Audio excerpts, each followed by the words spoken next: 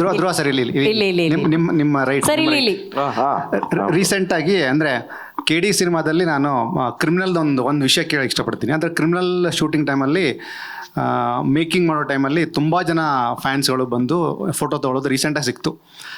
ನನಗಿಲ್ಲಿ connect ಆಗಿದ್ದು personally ಆ ವಿಡಿಯೋಗಳಿಗೆ ಇನ್ಸ್ಟಾಗ್ರಾಮಲ್ಲಿ ರೀಲ್ ಅಪ್ಲೋಡ್ ಮಾಡಬೇಕಾದ್ರೆ ಬ್ಯಾಕ್ಗ್ರೌಂಡ್ ಮ್ಯೂಸಿಕಲ್ಲಿ ನನಗೊಂದು 5-6 ಜನ ಹೀರೋಗಳದ್ದು ಸಾಂಗ್ ಬಂತು. ಅಭಿಮಾನಿಗಳೇ ನಮ್ಮನೆ ದೇವರು ಅಂತ ಕೂಡ ಬಂತು. ಗುರುವೇ ನಿನ್ನ ಆಟವಲ್ಲೋರು ಯಾರು ಬಂತು. ಅಂದರೆ ಇಲ್ಲಿ ಇನ್ ಟರ್ಮ್ಸ್ ಆಫ್ ಇದು ಧ್ರುವ ಸರ್ಜಾ ಸಿನಿಮಾ ಆಗಿದ್ರೂ ಎಲ್ಲ ಹೀರೋಗಳನ್ನು ಸೆಲೆಬ್ರೇಟ್ ಮಾಡುವಂತಹ ಹಾಡನ್ನು ನಿಮ್ಮ ವಿಡಿಯೋಗೆ ಬಳಸಿ ಜನ ಎಮೋಷ್ನಲಿ ಸೆಲೆಬ್ರೇಟ್ ಮಾಡ್ತಿದ್ದಾರೆ. ಇದನ್ನ ಆ್ಯಸ್ ಅ ಹೀರೋ ಆಗಿ how you are going to receive? ಇದು ನಾನೊಬ್ಬ ಮಾಡ್ತಾ ಇದ್ದೀನಿ ಅಂದ್ರೆ ತಪ್ಪಾಗತ್ತೆ. ಎಲ್ಲ ನಮ್ಮ ಹಿರಿಕರೆಲ್ಲ ಮಾಡ್ಕೊಂಬಂದಿರತ್ತೆ ಅಲ್ವಾ. ಇವಾಗ ಯಾರನ್ನ ನಿಮ್ಮನ್ನ ಪ್ರೀತಿಯಿಂದ ಮಾತಾಡೋಕೆ ಬಂದರೆ ಹೆಂಗೆ ಏನು ಮಾತಾಡ್ತೀರಾ, ಪ್ರೀತಿಯಿಂದನೇ ಮಾತಾಡಿಸ್ಬೇಕು.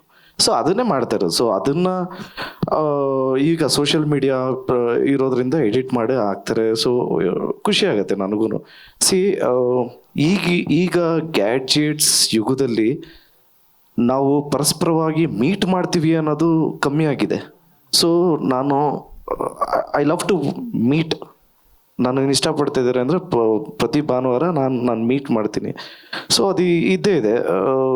ಸೊ ನಾನು ಯೂಶ್ವಲಿ ಹೇಳ್ತಾ ಇರ್ತೀನಿ, ನಮಗೆ ಯಾರನ್ನ ಟೈಮ್ ಕೊಡ್ತಾ ಇದ್ದಾರೆ ಅಂದರೆ ಅವರು ಫ್ಯಾಮಿಲಿನ ಬಿಟ್ಟು ನಮಗೆ ವ್ಯಾಲ್ಯೂ ಮಾಡ್ತಾ ಇದ್ದಾರೆ, ಆ ಟೈಮ್ನ ನಮಗೆ ಕೊಡ್ತಾ ಇದ್ದಾರೆ ಅಂದರೆ ಡೆಫಿನೆಟ್ಲಿ ನಮಗೆ ಅದು ತುಂಬಾ ಖುಷಿ ಆಗುತ್ತೆ. ನಾನು ಯಾವಾಗಲೂ ಅದರ್ ವೇ ಯೋಚನೆ ಮಾಡ್ತೀನಿ.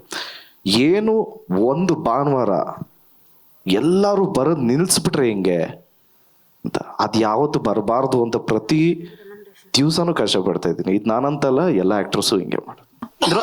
ಧ್ರುವ ಸರ್, ಮಾರ್ಟಿನ್ ಸಿನಿಮಾ ಮೇಲೆ ಫ್ಯಾನ್ಸ್ ತುಂಬ ಎಕ್ಸ್ಪೆಕ್ಟೇಷನ್ ಇಟ್ಕೊಂಡಿದ್ರು. ಎಲ್ಲ ಒಂದು ಕಡೆ ಅವರು ಸಿನಿಮಾ ನೋಡಿ ಡಿಸಪಾಯಿಂಟ್ ಆದರು ಅಂತ ಸುದ್ದಿ.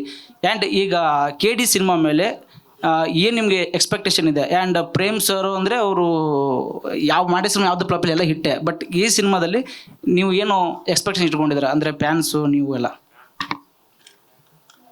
ಅಂದರೆ ಇದು ಫ್ಯಾಮಿಲಿ ಓರಿಯೆಂಟೆಡ್ ಸಿನಿಮಾ ಆಗಿರೋದ್ರಿಂದ ನೀವು ಫ್ಯಾಮಿಲಿ ಪರ್ಸನ್ ಅಪ್ರೋ?